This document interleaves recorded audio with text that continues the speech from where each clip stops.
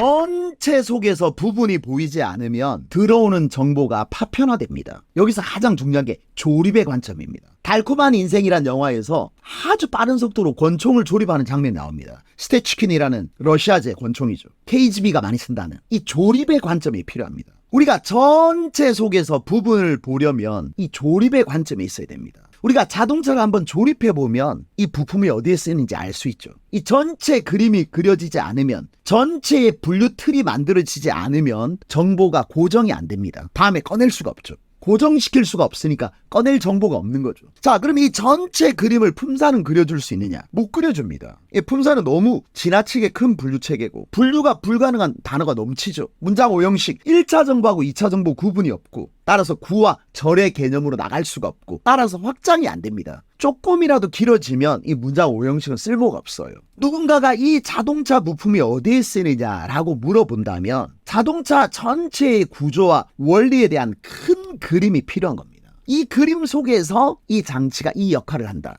누군가가 와서 영어에서 전치사가 뭐냐? 그러면 이 전체 그림이 필요한 겁니다. 전치사는 전치사 명사 다 2차 정보로 쓰이는 겁니다. 전치사 명사가 전치사군데 그냥 전치사 가지고는 안 되죠. 전치사는 명사 앞에 위치하는 말이다. 이건 턱없이 부족하죠. 전체 문장을 만드는 과정에서 또 다른 장치와의 연계관계 속에서 이 전치사 명사가 무슨 역할을 하는지를 알아야 됩니다. 이 전치사 명사는 명형 동문에 달라붙는 겁니다. 명사, 형용사, 동사 가지고 영어는 기본 문장을 만들죠. 이 명사, 형용사, 동사 문장이 뭐죠? 영어 1차 정보죠.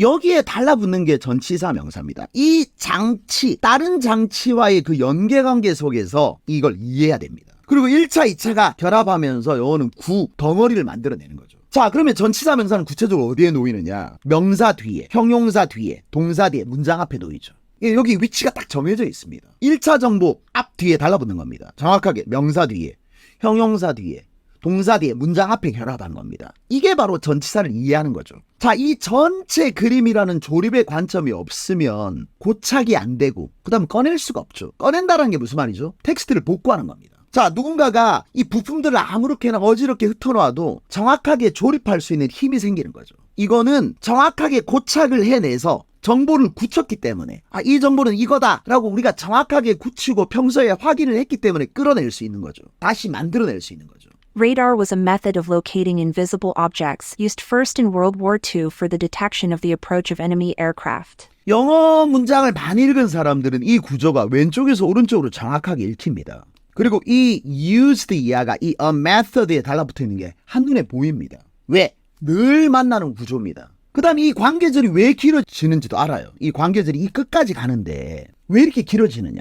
여기에도 지금 영어가 늘 쓰는 이 결합 방식이 여기 숨어 있습니다. 레이더는 방법이었다. 자, 명, 동, 명. 이게 기본 문장이죠. 명, 동, 명. 자, 여기에 보충절이 하나 붙었고 그 다음에 여기 관계절이 하나 붙은 겁니다. 이게 끝입니다. 이 절에 대한 개념, 절은 2차 정보죠. 관계절과 보충절이 다중으로, 명사 뒤에 다중으로 두 개가 붙은 겁니다.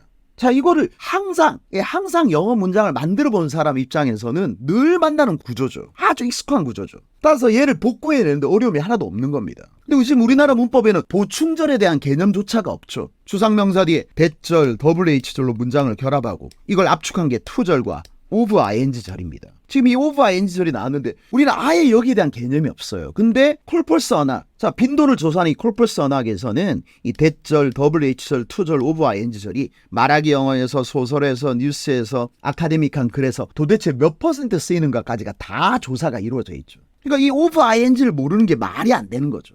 그 다음에 관계절을 결합했는데 얘가 지금 다중으로 결합된 겁니다. 이렇게. 그 다음에 관계절을 결합할 때, 자, 여기 관계절을 결합하죠. 이 관계절에서 관계대명사 플러스 비동사는 이렇게 삭제할 수 있습니다. 빈도가 워낙 높아서. 자, 이 문장 한번 보십시오. 이 문장. 그 방법은 사용되어졌다. 자, 여기 동사입니다. 사용되어졌다. 처음 사용되어졌다. 부사가 붙었죠. 이 동사에. 2차 세계대전에 사용되어졌다. 이거 동사에 붙은 겁니다. 이렇게. 동사에 붙은 겁니다. 탐지하기 위해서 사용되어진 거죠. 이 동사 뒤에 딱 붙는 겁니다. 자, 적의 항공기, 적 항공기들의 접근을 탐지하기 위해서 처음 사용되어졌다. 그 방법이 처음 사용되어졌다. 이겁니다. 자, 지금이 다중으로 이렇게 붙은 겁니다. 전치사 명사가. 그 다음에 이렇게 또 직렬로 이렇게 연결된 겁니다. 이 부사도 이 동사 뒤에 붙은 겁니다. 자, 이게 a method 뒤에 붙었죠. 그러면 얘가 앞에 있는 method를 그대로 받았기 때문에 is로 바뀔 거고, 대명사가 앞에 있는 명사와 관계가 있기 때문에 which로 바뀝니다. 이 관계대명사 플러스 비동사를 삭제할 수 있는 겁니다. 우리가 이걸 배울 겁니다. 자, 지금은 가볍게. 자, 이 관계절이 지금 다중으로 결합한 거죠. 자, 그러면 직렬다중이 뭐냐? 이 직렬다중인 영어가 정보를 확장하는 방식입니다. 여기가 1차 정보가 붙고 여기 2차가 결합했는데 이 2차에 또 3차가 결합하면 이게 직렬입니다. 1차, 2차, 3차. 이를 직렬결합이라고 합니다. 정보를 확장하는 방법이죠. 근데 1차가 붙고 2차가 붙으면 얘를 다중결합이라고 합니다. 이 직렬다중을 모르면 영어가 어떻게 정보를 확장하는지 알 수가 없죠. 영어는 이 1차 정보와 2차 정보 혹은 3차 정보가 직렬다중으로 결합하면서 이렇게 다양한 음악을 만들어내는 거죠. 이게 직렬이죠. 이게 다중이죠. 자, 예를 한번 들어보겠습니다. 나의 여행. 자, 내 여행. 어떤 여행이죠? 자, 나의 여행은 명입니다. 나의 여행은 전환점이었다. 이게 뼈대입니다. 근데 2015년의 여행이죠. 제주도로 갔던 여행이죠. 이게 1차, My trip 2차, in 2015 Jeju Island. 이게 다중입니다. 자, 2015년에 떠났던 여행, 제주도로 떠났던 내 여행이 Was a 전환점이야. turning 내 point 인생의 of 전환점이야. my life 한국에서의 내 in 인생. Korea. 여기에는 리듬이 있는 겁니다. 이렇게. 지금 이 문장이 나란히 이어진 게 아니라 이 안에 이런 식의 권력관계가 있는 겁니다. 이 위계관계가 있죠. 이게 바로 리듬이죠. 다중으로 직렬로. 자, 그러면서 이런 음악이 만들어지는 겁니다. 다중으로 직렬로. 됐나요? 자, 이제 이 문장 볼 수 있을까요? 레이더는 방법이었다. 보이지 않는 물체의 위치를 찾아내는 방법이었다. 2차 세계대전에 처음 사용되어진 적 항공기의 접근을 탐지하기 위해서. 이렇게 결합되는 거죠. 얘가 1차고 얘가 2차고 이 절 전체가 2차입니다. 이 리듬이 쫙 잡혀야 됩니다. 1차, 2차, 그리고 2차죠.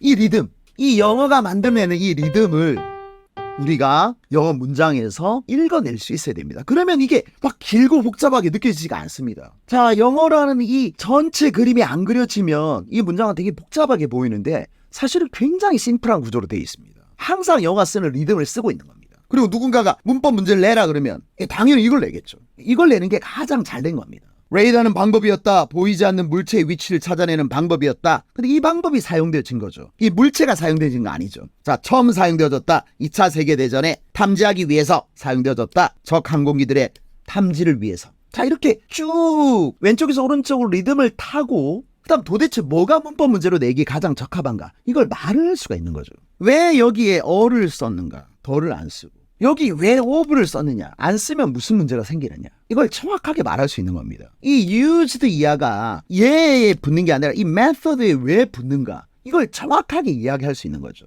여기 for부터 끝까지도 여기 동사에 결합되어져 있습니다. 사실은 우리가 이걸 이해하려고 그러면은 이 영어 리듬 훈련이 필요한 겁니다. 영어라는 문장을 어떻게 만드는가에 대한 그림이 그려져야 된다 이거죠. 자, 여기가 which was가 생략됐다는 것도 우리가 정확하게 알아야 됩니다. which was를 써도 됩니다. 영어는 자신만의 독자적인 리듬으로 문장을 만들죠. 이 설계 순서와 논리가 있는데 이걸 설명할 수 있어야 됩니다. 이게 큰 그림을 그린다는 것의 뜻입니다. 즉, 조립의 관점에서 영어 설계도를 그리고 있다는 겁니다. 이 설명력이 없으면 들어오는 정보는 모두 다 파편화되고 남지가 않습니다. 이 사람에게 제대로 그림이 그려져 있느냐 없느냐를 판별하는 방법은 정확하게 영어를 복구할 수 있는 이 힘이 있느냐, 이 텍스트 리메이킹의 힘이 있느냐, 이걸 보면 됩니다.